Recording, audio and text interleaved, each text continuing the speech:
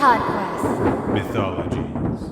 I like how we can take a week off of recording, but we come back with whatever well-laid plans, and it's always the same bullshit we do every time without fail.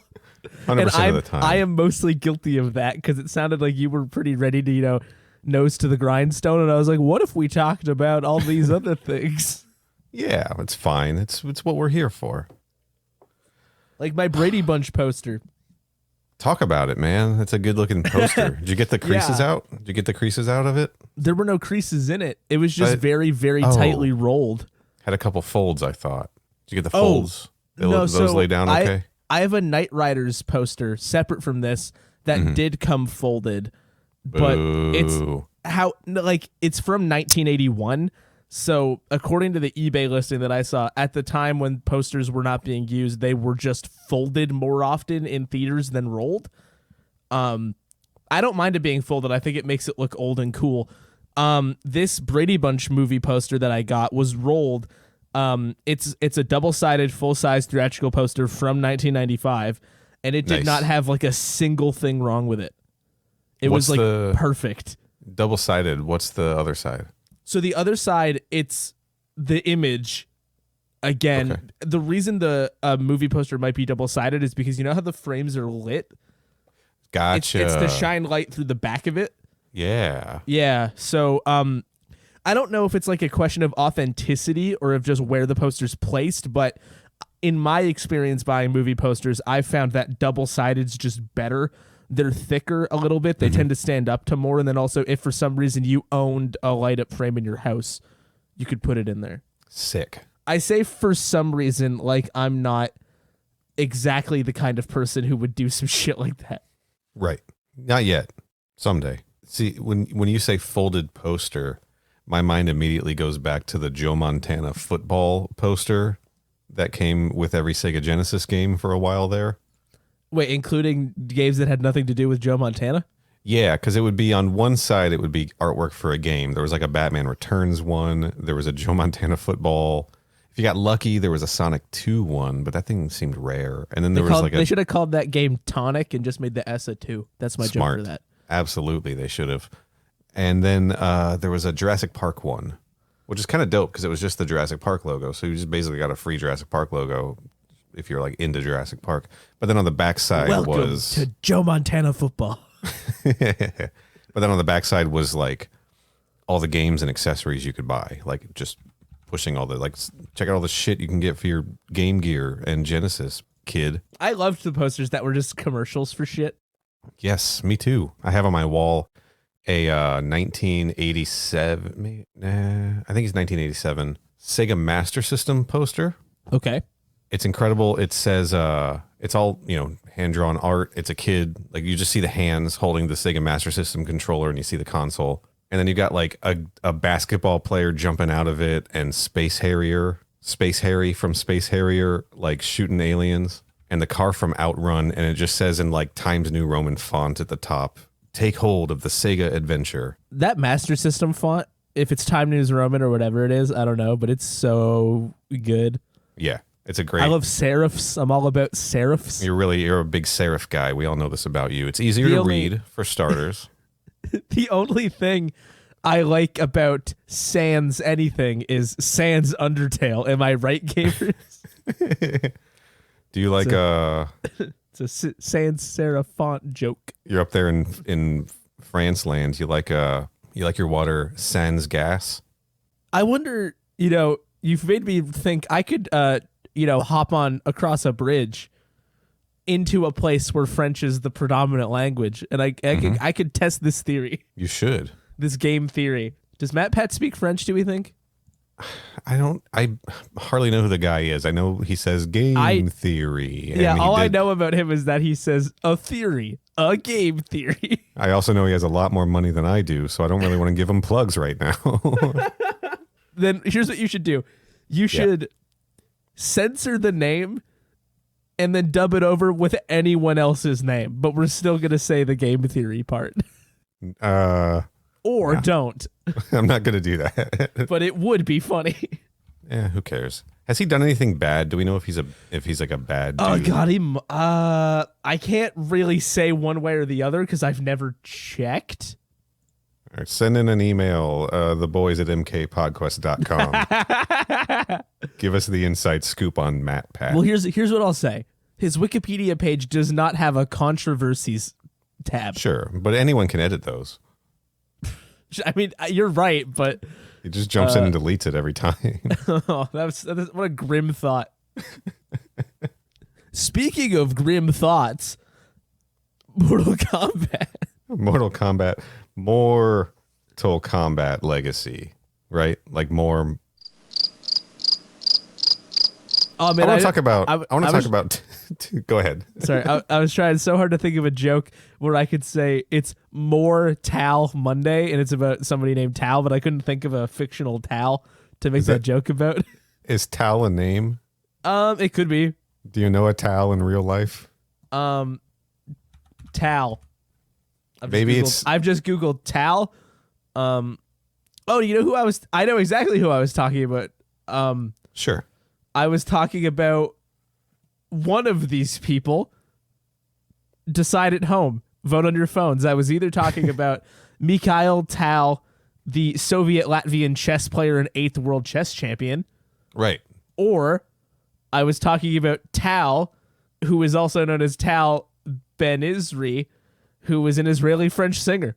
Okay. At MK Podquest on Twitter. We'll set a poll up.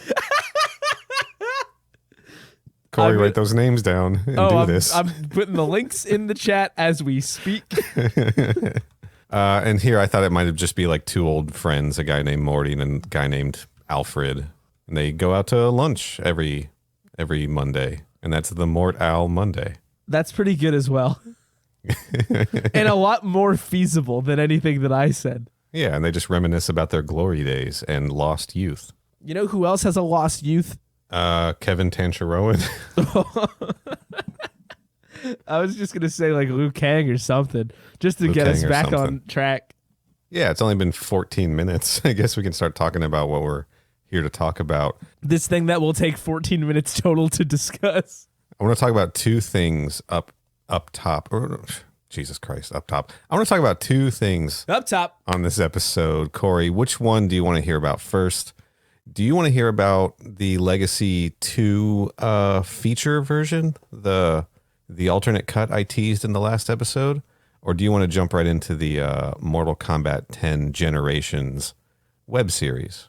You know what? Let's start with the Legacy stuff because it ties together. It'll be the connective tissue. Good. That's the order my notes are in. So, for some reason, I keep opening up my phone to pull up the notes, even though they're literally right in front of me on the computer. Oh, that's why I was opening my phone. Hold on. So a few weeks ago, somebody on Twitter, who does not have an active Twitter account, so I am not going to put their name out there, but their handle, their display name on there is just Mr. Potato Head, brought to my attention something that I had overlooked when talking about Mortal Kombat Legacy 2, that on the Blu-ray and DVD release, there is a way to watch the entire thing as a feature. So I checked that out and I thought, okay, well, this is just going to string everything together, right? Without the credit sequences, that'll be an easier way to watch this in general anyway, right? Yeah. But no, dude, I watched it and they remix and they rechop things and they put things in different order. Some light timeline changes even. Interesting. And I think that it makes it a better way to, I think it makes it better. It doesn't make it great. It doesn't solve all the problems I have. The middle section is still very disjointed and frustrating, but it does kind of make the Liu Kang Kung Lao storyline flow a little better. So I want to walk through what changed. Oh, another little detail. It is still cut up into chapters. Why? Why? Kevin, please. Kevin, can we sit? Kevin. So Kevin, you're very successful, right? Everybody knows that. He's doing good. Kevin, you're going to be fine. And I know that the shows that you work on currently, as far as I understand, are chapter based. It's kind of your thing. However, sometimes, you know how how do I want to put this? You know how sometimes you read a book and sometimes the chapter start is a new page, and sometimes the chapter start is just on the same page as like whatever the old chapter ended on. Yes. I would encourage Kevin to try that sometime. Just sort of let one thing bleed into the next thing. Right. I just want to say the Snyder Cut, the Justice League Snyder Cut, is broken up into chapters. I think there's 4 chapters. This 1 hour, 19-minute cut of Legacy 2 is cut up into 7 chapters. Oh my God. Like, so that, if that's not an actually perfect encapsulation of like what the structural problem is already. Yeah. Like, we could not describe it better than we took 6, how long is it? 80 minutes. So it's like, couldn't have even just made it 70 minutes and you get 10-minute chunks. Like, it's just weirdly done. Right. And, you know, power to them, but like... We took these 10 episodes and split them up in groups of 2, and each 2 episodes were thematically connected. That's 5 chapters right there. This thing we got extra chapters out of this. Is it new content or is it just new chapter? No, it's no new content. We actually, there's an intro bit too. So I would argue, the prologue on Neil, Steam. are you 100% sure that you watched this, or are you just sort of like taking puzzle pieces and kind of sliding them around? I did watch it. Okay. So it actually has an opening with that prologue. So technically there's a prologue and then 7 chapters. Which I guess would technically be 8 chapters, which would be roughly, if you did it evenly, 10 minutes a chapter. So I gotta walk back at least some of what I just said in defense of Kevin Tancherowen. Yeah, for once. Come on the show. I don't know how this is so fucking complicated. Oh my God. Stopping it there. Finally, we have an angry, rabid audience on tap whenever required. So, the feature version of this, it opens with that pink motel scene. Yes. From the second to last episode where Liu Kang has killed somebody in a motel room, right? And then it immediately cuts from there to Liu Kang and Shang Tsung talking in the restaurant. Just the whole 9th episode comes first, right away. Then it goes to the Steam exclusive prologue where Kerry Tagawa is telling us about the Mortal Kombat tournament and Shao Kahn conquering the other realms and Liu Kang winning 10 years ago, etc. Right? So that's all there. That's the intro title opening of the movie. The feature. I'm going to call it a feature. Yeah. Then we go to chapter 1, The Heartbreak of Liu Kang, which is just the diner scene from episode 2 where Liu Kang, the people rob the diner and his fiance gets killed. Yes. Then we cut 1 month later, and it's that final episode where Kung Lao and Liu Kang are talking in the temple, and Kung Lao's doing all his sweet kicks. And that's the end of chapter 1, right? So I appreciate that he's like, what if I put the end at the beginning? Yes. But that's what he did for the web series. He put the beginning at the end, and now he's moving it back up to the beginning where arguably it should be. Chapter 2, The Tragedy of Fallen Brothers, is just the feudal Japan Scorpion and Sub-Zero episode. Okay. Which was also more like the middle. Right. Chapter 3 is titled Relax. I wonder what that one is. This is the karaoke bar episode. Liu Kang getting in the fight in the karaoke bar, the monks in the restaurant, Kung Lao leaving for the tournament, arriving on the island, introducing all of the Earthrealm warriors, Outworld warriors, and then the campfire scene. If you remember that from episode 3. How could I forget? Chapter 4, we get the rest of Kenshi's origin story. Yeah, I think the Kenshi part is part of that campfire scene, and then chapter 4 is the rest of Kenshi's origin story. And through his present-day island encounter with Ermac. Chapter 5 is 1 hour before the tournament. It's the Katana. It's called Sisters. It's the Katana and Melina episodes, including the repeat of the Kenshi and Ermac fight that they already showed us. So it's essentially just linear now. Chapter 6 is called Casting Call, and that's the Johnny Cage's Recruited episode where he's in the jail cell and Raiden approaches, and then we get the Katana Melina fight. Of course, I go and say, oh, it's linear now. And then literally the next part is like, but what if it weren't linear? Right. Chapter 7, Deadly Reunions. This is Scorpion and Sub-Zero Part 2, their fight on the island, and the Stryker and Johnny stuff. Johnny fighting Liu Kang, Kung Lao showing off to face off with Liu Kang, and then ending on To Be Continued. So it does lay things out a little bit more linearly. All of the Kung Lao, Liu Kang stuff mostly happens at the beginning, and all of the Liu Kang, fighting for Outworld stuff. So it kind of like, it starts you off with that. So then if you were expecting the twist of seeing Liu Kang show up on the island and Outworld side, you don't get it because you already know that he's bad and he's already allied with Shang Tsung, right? Yeah. But I do think it's smart that they front-loaded all of the Liu Kang, Kung Lao stuff and then brought us to that conclusion, that face-off that we never got at the end. Yeah. And I like the idea of splitting up the Scorpion Sub-Zero stuff. It just kind of, it does get it closer to the Kenshi, like the Fuel Japan Kenshi stuff in the timeline. Yeah, it sounds like if I were seeing it for the first time that way, I would be a little bit less thrown from like segment to segment. I think so too. I definitely agree. I think this is a more watchable order in terms of just trying to follow the attempt at a narrative here. The one thing that really stands out to me is that we still see the Kenshi Ermac fight twice. We still see it, that fight, and then Katana and Mileena watching that same fight with the same footage. Yeah. And I wish they had gotten rid of one of those and kind of weaved them in a little bit more. I said that on the episodes where we covered those. The other thing that is really jarring about watching it this way is that suddenly in the middle of this feature-length thing, you're cutting to a narrated history of Edenia in cartoon form, which it's jarring, right? And I think that like it's pretty clear what they were going for, what everyone was going for with this, with the Edenian motion comics animation stuff in general in both seasons, was evoking that O-Ren Ishii origin from Kill Bill Volume 1. But the difference with that, and the reason that worked, was the bride in Kill Bill was narrating the story of O-Ren Ishii. In this, there's just some narrator that we don't know that has no attachment to the story telling the story. So it's just a weird break. If there had been more things like that, if there had been more narration over things, it probably would have blended in a little bit better.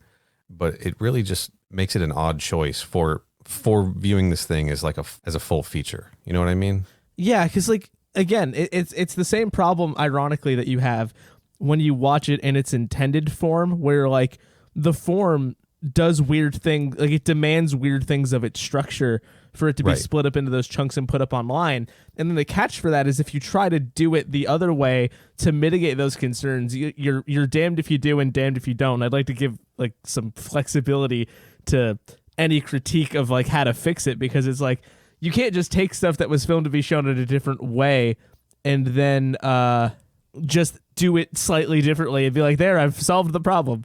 So like it was always going to be an uphill battle to make that work, I think. Yeah, and that brings me to like another thought about what was interesting about the web series exploration. So say we already brought up Zack Snyder once, and we're going to bring him up again. I'm going to bring up this exact same example later. I'm glad you're bringing it up because I have not seen this film of Zack Snyder's. So. Oh, I'm talking about Sucker Punch now. I also haven't. Dude, you thought it was more likely that I had seen Sucker Punch? I honestly, yes.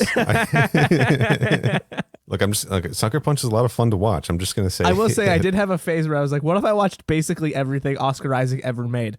This was several years ago. Yeah. I do think Sucker Punch is like one of the only things I didn't watch. You should check it out sometime. It does some things. I've watched worse. Take some chances. No doubt. I can say that without even knowing. Oh, absolutely you have. So when Sucker Punch was coming out, they released like 3 animated shorts online that kind of tie into the different fantasy worlds you see in the movie, right? Mm. Just to sort of like give those some more life and everything like that. A little bit more backstory, stuff you don't see in the movie. It's not a repeat of what you see, right? So in this very same era, I think, there were a lot of studios experimenting with stuff like that. And when you're doing a web series, you can do something different than what the movie is giving you or what the main show is giving you. You can like take chances. You can do like an episode of Katana and Mileena in this motion comic style with this sort of like fantasy narration telling the story of everything that went on. And it works because it's like a standalone thing that's still associated with this universe, right? Same with when they did the Watchmen movie. Another, talking about Zack Snyder a lot here. Dude was king of this shit, apparently, or wanted to be. They did that whole Tales of the Black Freighter motion comic, or animated feature, not even a motion comic, an animated feature to tell all of the Black Freighter pages from the comic series as its own thing. And then they did the Ultimate Edition where they edited the Black Freighter stuff back into the director's cut of the movie. It's exhausting, but these ideas that you can change format and change the way you're delivering, the way you can make something different that still ties in. Yeah. I think it works when stuff is encapsulated and separated, but sticking that right in the middle of this feature just makes it stand out and feel weird because it's not following the rules of the rest of the stuff that Legacy 2 was doing, you know? Mm-hmm. While I liked that segment fine, watching these episodically, watching it in the middle of the feature, it just really I was like, oh, this just feels way out of place now. That's all. That's a long-winded way to say, but it's going to pay off later. Well, it might. We'll see. Yeah, man, overall, I'd say if someone's going to watch Legacy 2, if they can watch the feature version, I think they should. I don't know if we're going to score, you don't have to say anything. If I'm going to score Legacy Season 2 web series is like a 3 out of 5. I would score the feature version 3.5 out of 5. It gives it a little bump. It's not nothing. Anyway, Mr. Potato Head, there you go. Shall we move on? Yes, let's do that. Okay, so now the main attraction here. Corey, did you know that there was going to be a Legacy Season 3? I did. I think you probably told me that. I think I did too. It was going to be called Mortal Kombat 10 Generations. But before we get into that, let's rewind a little bit back to the Dawn of Time. Oh my God. Yeah.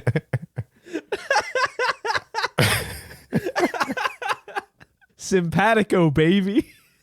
So we got to talk a little bit about our man, Kevin Tancharoen.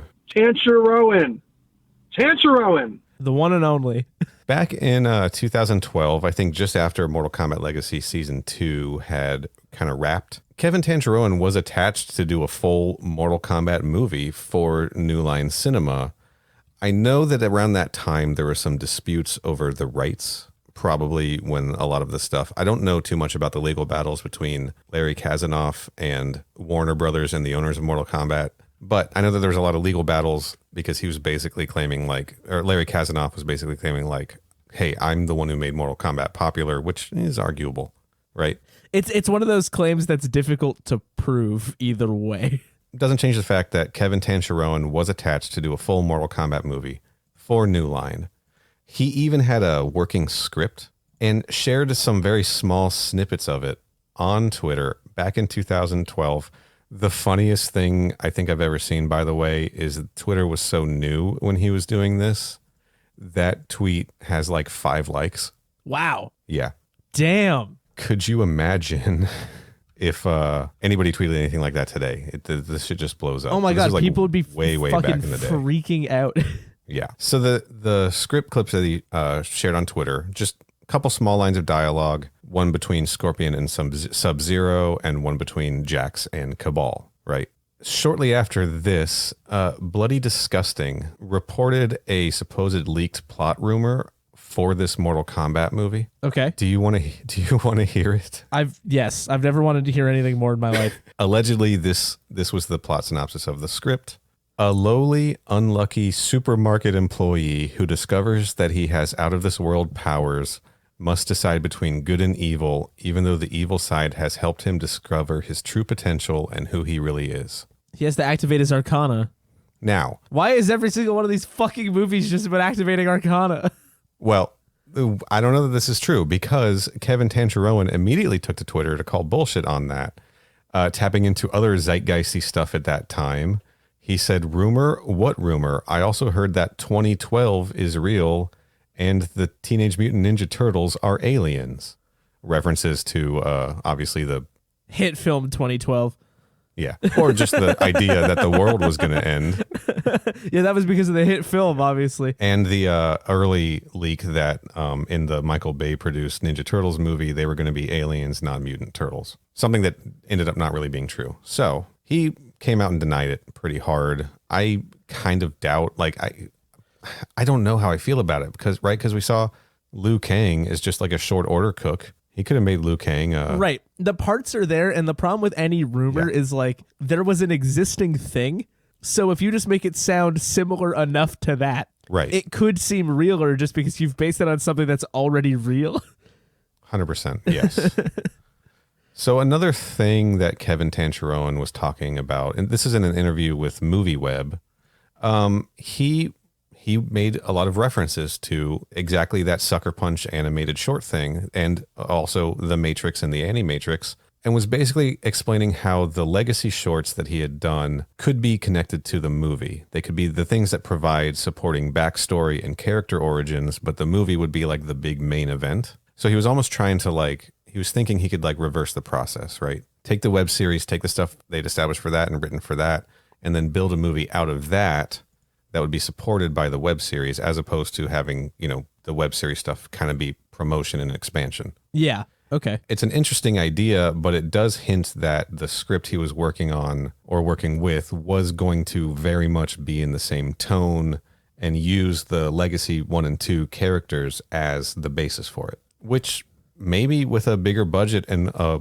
longer runtime, it could, and less time spent on these little episodic things, it could have been really cool. Could have just gotten to do the best parts. Maybe that's why we didn't get to see the Kung Lao Liu Kang fight, because he had bigger plans for that, Who knows? Didn't end up happening. What do you think of the idea that there could have been a Mortal Kombat movie set in the world of Legacy, just based on characterization and the world that they created? Personally or broadly speaking? Give me both. Broadly speaking, I think it's interesting because I know a lot of people already like Legacy, and I feel like in the climate in which that movie probably would have come out, it would have fit in quite well with whatever other tentpole, quote unquote nerd movies that were having a bit of a prestige tinge were coming out at that time anyway. We've talked about how those things were kind of borrowing from each other, but oh yeah, if a Mortal Kombat Legacy movie came out in and around that, the Dark Knight movies, Snyder movies, that Tekken, kind of Tekken, Street Fighter, Legend of Chun-Li, just like those, Dragon Ball Evolution. Yeah, is that movie's called? Yes, it is. Good job, dude. Yeah, thanks. I know a lot of useless things, but I think honestly, that movie probably would have performed really well. From just a pure numbers perspective, but I think a lot of people would have liked it, not just because Legacy did have its dedicated fans, but because in a more broadly speaking way, that kind of tone and presentation was popular at the time, and movies with a lot of action in it that also did that were popular at the time, and it would have been a kind of action that in my memory wasn't super common at the time, where it's more like martial arts focused, assuming that was the ultimate product. And then you could have even tried to bring in Matrix fans who had been waiting for a movie for a long time at that point. Oh yeah. I think there was a lot of potential for that to be really successful. If you ask me on a personal level if I would want that, yes, because I think it's good that there's more Mortal Kombat stuff out there generally. Yeah. No, because I think based on everything that I've seen, I wouldn't have liked it very much.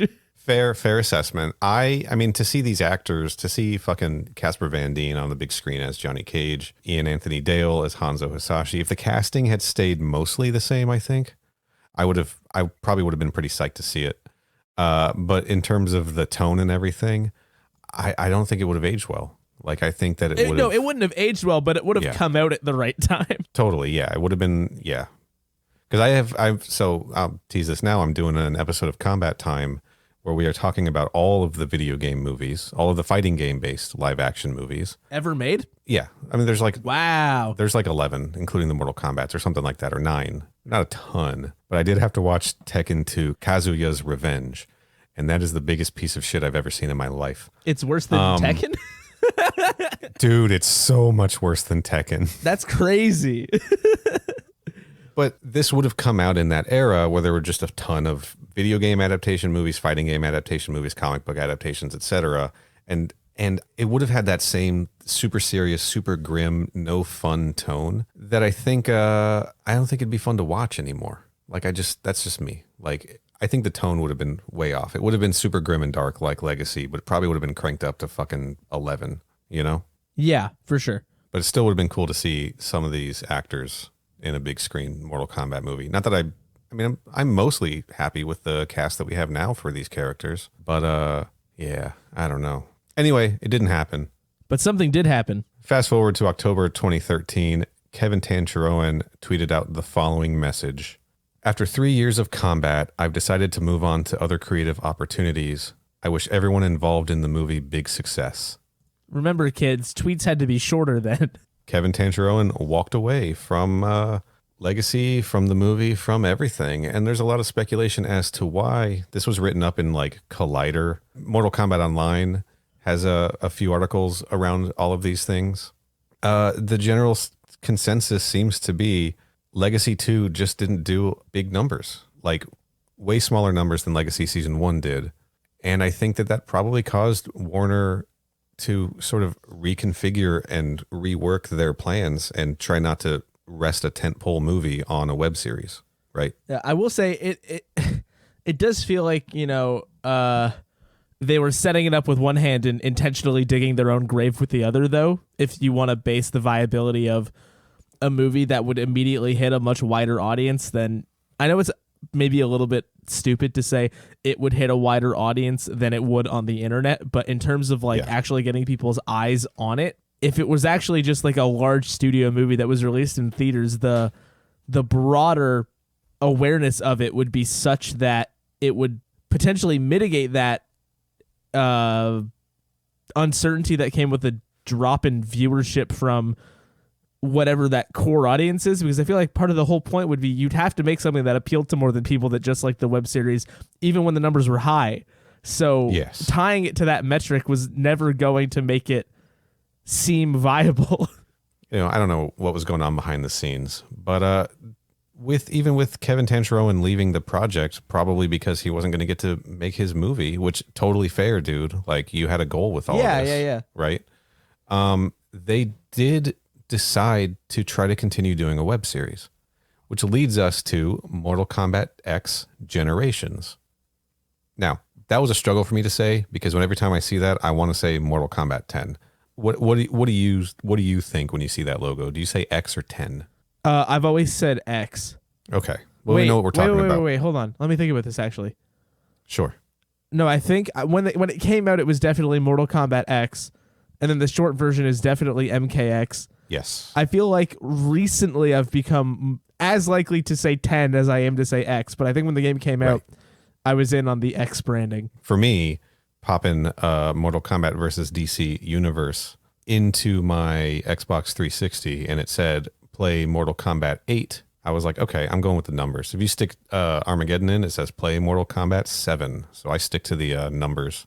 Interesting. Not really, but yeah. I'm mildly interested by that. So I'm a numbers guy, so I'll probably flip-flop back and forth, but fuck it. Everyone knows what I'm talking about. So the concept for Mortal Kombat 10 Generations was that it was going to follow basically two plot threads. We're going to have episodes with Johnny Cage, seemingly just after the events of the tournament from Legacy 2, but there's also going to be a time jump where we're going to be following the Combat Kids. We're going to be following Cassie Cage, Jackie Briggs, Takeda, and Kung Jin. That's as much as we know about plot, basically. But with Tancharoen gone, they needed somebody to take over the director's chair. So they tapped this guy named Garrett Warren. He was a second unit director and a stunt coordinator on Legacy 2. So he was like in the process working with these actors and everything. But Corey, this was an incredible discovery. Garrett Warren was Jeff Meek's stunt double on Raven. Are you? I'm sorry. I do need you to say that again. Garrett Warren was Jeff Meek's stunt double on Raven. Let's go, baby! Woo! Dude is What the fuck? how fucking cool is that? That's a pretty rad connection. Wow, what are the fucking chances of that? He did one thing before that, and then 20 episodes as Jeff Meek's stunt double on Raven, and then dude has worked consistently since then as a stunt actor, a stunt coordinator, some acting. He was in an episode of Baywatch also. Yeah, dude's still working to this day, but he was put in charge of Mortal Kombat Generations. He was going to direct it, and I assume also do stunt coordinating on it, right? That's awesome. Yeah, and he's got a fucking Jeff Meek Raven connection. So I'm going to run through the cast that we would have gotten. Welcome to the Neil Nook. It's Gucci. Some returning cast. Casper Van Dien is back as Johnny Cage. Cary Hiroyuki Tagawa is back as Shang Tsung. Those are the two returning cast members. In terms of recasting, we know Gary Daniels was cast as Kano, and Ron Yuan was cast as Hanzo Hasashi, replacing Ian Anthony Dale. That's a tough loss. That is tough, but they're going in a different direction. Actually, dude, I've got some set photos here. Oh, boy. So I've got an instant problem, and I'll tell you what it is before you even get a chance to explain whatever it is you're about to say. Sure. That Johnny Cage look doesn't work in real life. It doesn't. That looks really dumb. The big old belt buckle and the tattoo. Yeah. Interesting to see what they do in the new movie. I hope it's not necessarily this.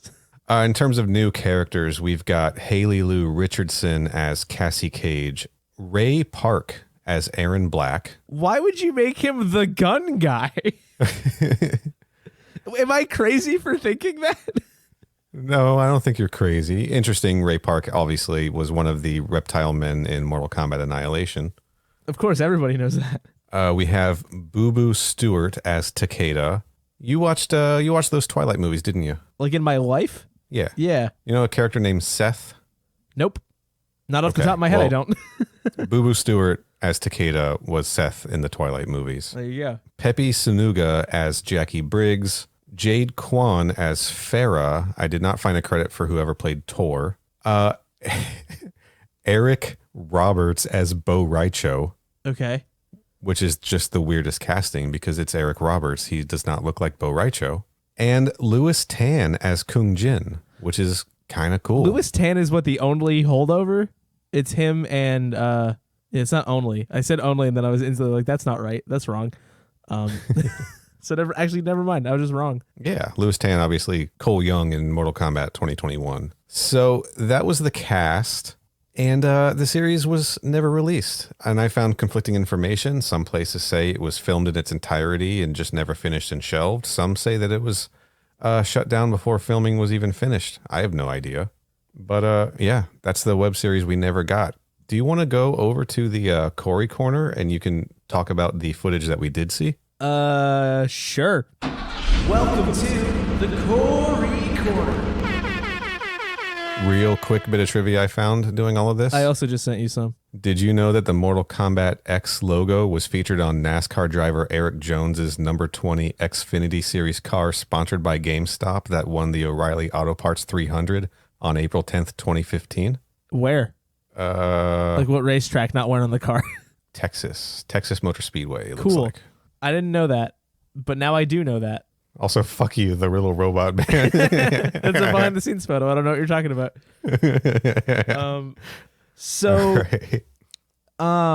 There are 4 segments to this. Yeah. Great. Glad I got that part right. So just as if I sound uncertain, even though I can literally pull the footage up and look at it, it's because I had seen it once before in full and then like recently watched it again to try to get ready for this. And I will admit for the second time, it like immediately left my brain. So there's not a ton. There's not a ton of content. There is Johnny Cage and Cassie Cage. He's like giving her a pep talk, and they're doing some goofing around in a gym. Yeah, basically dad pep talk. Yes. Johnny Cage goes to the irradiated zone to talk to. Well, he goes to the Cobalt Mines, I guess. It must be. Yeah, they're on Earth now. Yeah. And because Shang Tsung's powers don't work there. 100%. And they're having a chat about fighting. And then Johnny Cage gets on his Sunday best Alpine Stars outfit for the second time. Yeah, he does. And goes to the gas mask stripper rave fight club. Yes. It has a fight with Farrah Tor. Well, and also just a guy first. Sure. Just a regular man who was a little out of his depth. And then two less regular people who were maybe, I don't know, appropriately depth. What? Appropriately depth. It's just it's a good term. That's all I can think of. And then we have Louis Tan needs directions. Yeah, he does. And he won't get them. He simply can't get them. I will say that's the segment of this to me that looks the most just like a YouTube video. And I don't say that in a mean way because it's not finished. But like, right. Even the shot where he starts taking the directions and it just goes to that wide and he just walks away looks like they just needed a way to end it. So they just pulled the camera back further. Then Louis Tan gets his walking stick thrown in a river. By Eric Roberts. And then VFX Temple in background. I took a screenshot of that one for the YouTube version. And then there's cut to the future. And we have Combat Kid Wartime, which is what if we did that thing that Legacy loves to do where we just went in some kind of warehouse for a while. And also stick Kano in there. That's the most classically Legacy part of this whole operation. Though I will say it's deeply hilarious to me seeing how famous Haley Lou Richardson is now, but then watching like weird unfinished footage of a thing is like the dissonance between those things. I'm like, oh, weird. They could have been early on that, and instead we just have this weird relic. That is it. It's like 8.5 minutes of footage. Yeah, that's it. We see some Casper Van Dien being good dad. We see Jackie and Cassie firing guns that make no noise. The whole thing is unfinished. Like, obviously sound design isn't done. Special effects aren't done. Color grading isn't done, but yeah, based on what you did see, how do you feel about the tone? And I know that's a hard thing to judge, being that this is in such an unfinished state. Yeah. I mean, it feels a lot like Legacy, right? Like, yeah. Yes. Maybe a bit. This is the part where like tonal descriptors also just become like less helpful, because I want to say maybe a bit lighter. But like, what does that really mean? And I don't honestly know. But it's maybe got, I don't know.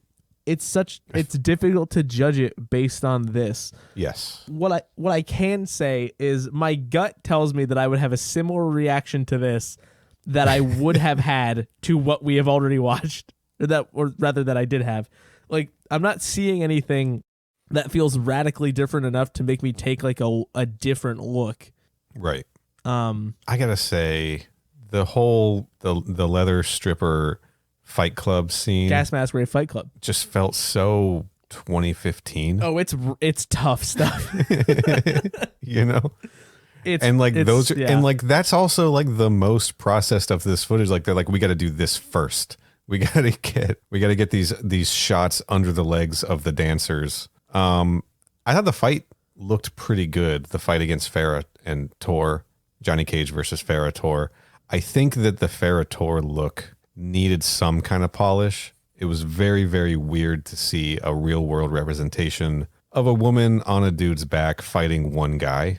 Right. But I applaud them for taking the chance, for attempting it and trying to figure out a way to do it that didn't look silly. I don't think they succeeded. It still looks kind of silly, but good for them for trying, right? A for effort. And I think that Louis Tan's Kung Jin outfit just looks like shit he had at home. I think the costuming is largely very bad. Also, Bo Raicho's. I mean, everybody's outfit kind of looks like they just had some shit at home. Yeah. Like, here's a motorcycle jacket, or like Casper Van Dien just rode his bike up to the set. And they were like, perfect. Okay, so you guys are going into tactical gun mode. Here are protective glasses you buy at like a Home Hardware. Oh, yes, totally. And then the warehouse shootout stuff. Like, I don't know. I'm not particularly here for it. I kind of like those scenes. Like I replayed Mortal Kombat 11 recently, And I do kind of like the scenes with the special forces like attacking Netherrealm. But the reason I like them is because at some point they drop their guns and just like almost immediately they drop their guns and start doing Mortal Kombat fights, right? Like right away. This looked like it was probably going to be like an entire 5-minute episode of just guns and Kano, you know? Right. I don't know.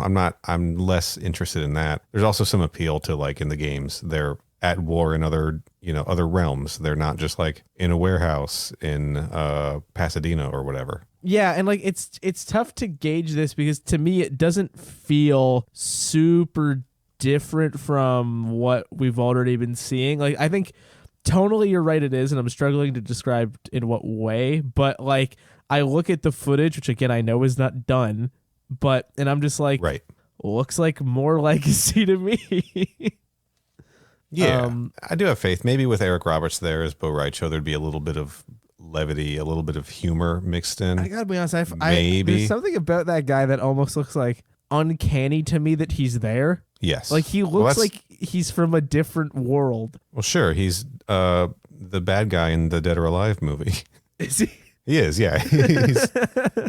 He's Donovan or whatever the fuck that guy's name is. I should probably look that up. So he was just checking off as many franchises as possible. I guess so. He's competing with Kerry Tagawa in that regard, who's in the Tekken movies. And Robin Show, who's in Street Fighter, Mortal Kombat, and Dead or Alive. God, Robin Show just had a beat for a while. Robin Show should be in most movies. He should probably be in more movies in my opinion. if he wanted to be in more movies. He's good in all of them. Yeah. I like Robin Show. Yeah. Robin, show me some more of him in those movies. Thank you. Yeah, man. I don't know. I don't know. There's a part of me that thinks without Kevin's creative vision, this might have been tonally different and might have ended up more in line with something that feels more Mortal Kombat-y to me, especially because we're getting into the era of Mortal Kombat 10 at this point, where they're really kind of setting up what the tone of the games is with the strong storytelling inside them. I know they did that with 9 and with DC Universe and stuff, but maybe there was a little bit more studio involvement in this because it was designed to sort of tie into the game and promote the game, that which is the only reason Farah and Tor are there, right? Yeah. That's the only reason. Yeah. Also, so maybe, man, I still think it's hilarious that Ray Park was going to play fucking Aaron Black. What the fuck? Well, I'm not saying it's bad. I just think it's hilarious. Like, I'm like, what a wild thing to do. Fresh off his role as Rugal in the King of Fighters live action movie. Stop. I'm serious. We can't keep getting away with it. Yeah, so I don't know. Maybe there's some hope that it would have been more tonally in line with the games, but I don't think that. I think that you still lose something doing live action adaptations of video game shit. I just think the goal is just inherently different, right? Like you're doing a different thing. It also seems like it's trying to do two things, because it's trying to continue Legacy, which had its own canon set up, right? Its own origins and everything, but also tie into Mortal Kombat 10. But Mortal Kombat 10 is already has its own established continuity before this from Mortal Kombat 9 and the Mortal Kombat 10 comic book series. So I don't know how it could seamlessly actually fit into that. That might be why they ended the project or never released it, because they were like, well, this isn't turning out as the thing that we want it to be. This isn't going in the direction we want. And who is it for? Like you have to establish what that audience was. And like we're saying, where it's like you could have just committed and then potentially released it to a wider audience. But then what the question becomes is like, are you looking to get a wider audience in, or are you looking to appeal more directly to the people who were already on the page with you? Right. And then I guess at that point, to be fair to them, then if you saw a big decrease in numbers, I could see that making you skittish in defense of the whole setup in the first place. But either way, like you do need to have a clarity of purpose, I guess is the way I'll put it. Yeah, and I'm sure the Legacy 2 numbers probably hurt like the amount of money they were willing to contribute to this also. Yeah, because it's a money-making process, right? Yeah, probably maybe just got too expensive and they're just like, not worth it. Let's make a movie about Arcana with Louis Tan instead. It is cool that he got... I was going to say, the best case scenario here is if you're Louis Tan. Yeah, really. Because he got to make that, and then he got to just make the movie when it happened anyway. Yeah, man. Good for you. Come on the show, Louis. People talk a lot of shit about Cole Young. I thought you were fine. I like Louis Tan. I like him too, man. I'll say that. You know, we didn't talk about the Mortal Kombat 21 cast outside of shitting on Kano's characterization. I think the cast of that movie is all pretty damn good. I guess we talked about it some, but I don't think we ever mentioned Louis Tan's name. Yeah, no, I liked it generally in that like theoretical kind of way, where it's like I don't think it all panned out in the end necessarily. But yeah. Just like Legacy. Well, it's one of those things where it's like if I saw any of those actors like in a different thing as well, I'd be like, oh, it's that guy. What's going on? Right. Let's see how this goes. Yeah. Sitting down, you're watching Street Fighter Legend of Chun-Li, and Robin Show pops up, and you're like, hey, this is a Robin show. Anyway, I think we're done. You feel like we've talked about this? There's only so much you can say about 8 minutes of unfinished footage related to a web series, right? I think we're done. Hey, remember when we were about to start Legacy and I was like, hey, Corey, I think you're going to like this. Well, optimism. Boy, I was wrong. Optimism is a good thing to have, I think, generally, right? Yeah, but I got to admit it here. I was way wrong about that. Yeah, maybe I needed to just watch more Zack Snyder movies. I don't know. I feel like that joke is going to make people mad for some reason. I don't care about Zack Snyder. Yeah. He's fine. Interestingly, little bit of trivia, when I browsed the Twitter thread when Kevin Tancharoen announced that he was leaving Mortal Kombat. Again, not a whole lot of engagement. I mean, that's not about the man. That's about how Twitter was being used at that time. There was, I'm sure, is Zack plenty Snyder for in the the time, replies? but boy, there were petitions being posted as comments to get Kevin Tancharoen back directing Mortal Kombat. There were release the Tancharoen cut. I clicked on one of them, 87 signatures. It's more than I would have anticipated. And I'm being serious. Yeah. I think it's not just like an interesting comparison to then versus now, and probably the weight of the property that's being discussed here. But it did give me Snyder Bro vibes. You know what I mean? Yeah, I do. And I'm just going to say it again once more for safety. I've watched pretty much every Zack Snyder movie. Right. I like a lot of them, honestly. None of them are my favorite movies, but no movie in that style is my favorite movie. My favorite movie is Evil Dead 2. Put that on my gravestone. So no life in this style is my favorite life. My favorite life was Evil Dead 2. So yeah. Let's get out of here. What are we doing next week, Corey? I think next week I think we're doing our Mortal Kombat Conquest Warrior Eternal Part 1 commentary episode. Pew, pew, pew, pew. Which is basically just going to be us talking the entire time, not necessarily even about the episode, but it'll line up pretty well. Yeah, we'll see what happens. We've never done it before, so we'll see what it sounds. Yes. And what I am interested in is A, what it's like to watch it with another human being. Which I have never done. And B, what we really think about it after all of this other stuff. Because maybe we've just looking at it through rose tinted glasses because of some of the other things we've watched. But we're older, we're wiser. We're living in a different world than we were the first time. I gotta say, the saddest thing that could possibly come out of this is that if we watch it and don't really like it that much, and I know that's not likely to happen, but could you fucking imagine if we finally got there and then it was just like, what if we were just fooling ourselves because, shit was real bad when we watched this? Dude, I timed that button press perfectly. That's why I just kept going. I was like, I want to make sure this sounds good. I love it. Yeah, I don't know, man. I think it's still going to be a good time. I also think that we shall see. So here's what I think we're going to do. Plan subject to change, but I think the next 2 weeks will be Warrior Eternal Part 1 and 2. We're going to start alternating commentary episodes with other episodes from that point on.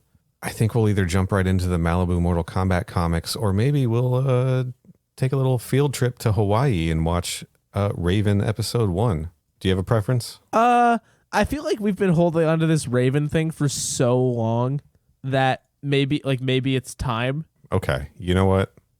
Yeah, I think it's time. That'll be our first non-Mortal Kombat episode.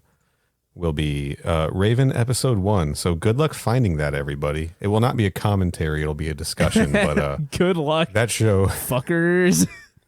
That show's hard to find. I paid a lot of money for DVDs. Digital video discs. All right, let's get the fuck out of here. Corey. Yeah. What do you got going on? Oh boy. I got this other podcast. It's called They Made Another One. We watch sequels and reboots and remakes and stuff.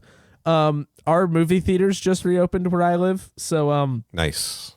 in the near future, I don't know when, but a Scream 5 episode will be coming out. Hell yeah. So you can watch for that and all the other stuff that we're getting up to at They Made Another on Twitter, and They Made Another one on all your podcast services and stuff. And I'm at Mr. Corey Price on Twitter, largely not tweeting. My most recent tweet is a retweet from a Twitter account called Columbo Screenshots of Peter Falk and John Cassavetes. Nice. Follow They Made Another One on Good Pods. Yeah, and also, I don't know, rate it. I never say to rate it, but I know that that's something people should do. It's a good show. They made another one, and this show we're gonna claim responsibility for getting Liam O'Donnell the directing job for Mortal Kombat 2. What pin this for when we're inevitably right. Yeah. You can find me on Twitter at Final Neil. Follow my retro gaming Instagram account at Final Neil Retro. I haven't been posting on there, but I probably will again soon. Follow the show on Twitter and Instagram at MK Podquest. Subscribe to our YouTube channel. Those episodes do drop the same day as these. Go to our website, mkpodquest.com, to find links to YouTube, links to our store, links to player links. That's the word I'm looking for. Links to player links. I'm just going to let you keep figuring this out. Buy a clock. It's a pretty sweet clock. Oh my God. Follow us on Good Pods. Rate the podcast 5 stars. Give us good, nice reviews. Email mkpodquest. Nope. Email the boys at mkpodquest.com. Oh, what? Corey, you just threw my staff in the river. Now I got to go get it. Oh, how? Shucks. Did you? One thing we didn't touch on just real quick. This is the closing. This is for the real ones who stay to the end. Did you catch that comment where Shang Tsung was talking to Johnny and he's like, I see you've braved the radiation once more. And Johnny's like, I feed off of it. Do you think that's their explanation for Johnny Cage having powers? Almost certainly, because his powers are green. Literally is absorbing radiation.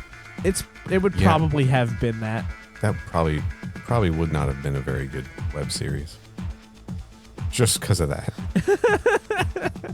That's where they fucking blew it. It was all downhill from that.